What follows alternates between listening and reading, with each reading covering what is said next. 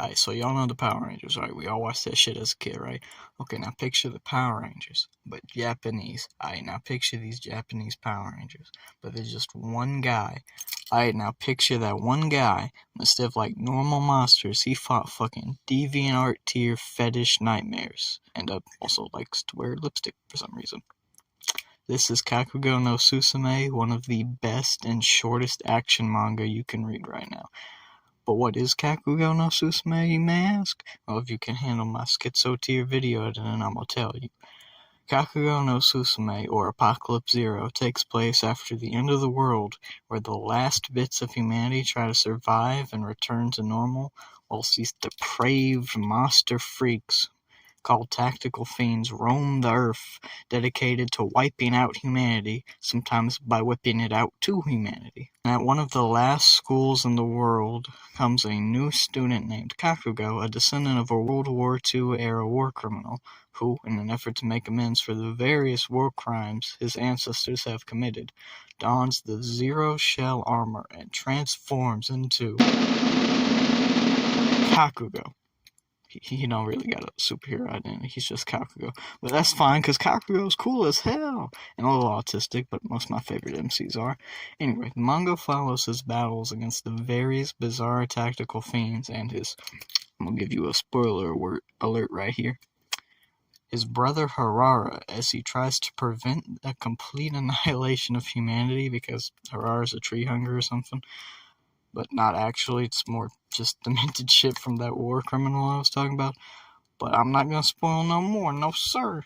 Now, admittedly, the story itself is nothing unique, but not everything has to be, especially not in a series that more than makes up for it in its approach to all the story beats it covers. And even then, the art alone makes up for that simple approach. There is not a single chapter in which there is not at least one visually striking image or sequence, from thrilling action, funny little gag sequences, disturbing body horror, disturbing creature design, disturbing fights, disturbing sexual imagery. Just pretty much everything's disturbing. Every single thing about this manga. I mean, it's a lot more grotesque and shocking than a lot of most other manga are right now, but I really think that creates kind of a cool contrast against the very hopeful message the manga presents about the strength of humanity. The characters are really good too. Harara is one of my favorite villains from anything. Such a cruel and twisted person, and watching them get slowly redeemed in their various fights with his brother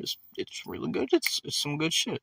Kakugo's great too. He carries a lot of weight on his shoulders and a lot of anger, bearing the grudges of all the souls lost to make his Zero Suit, as well as knowing that his brother is responsible for pretty much all the suffering going on outside the school right now. It's all great stuff, and also Hori's best girl. But Quentin, I hear you ask, what about the fights? After all, what's a shonen manga with no good fights?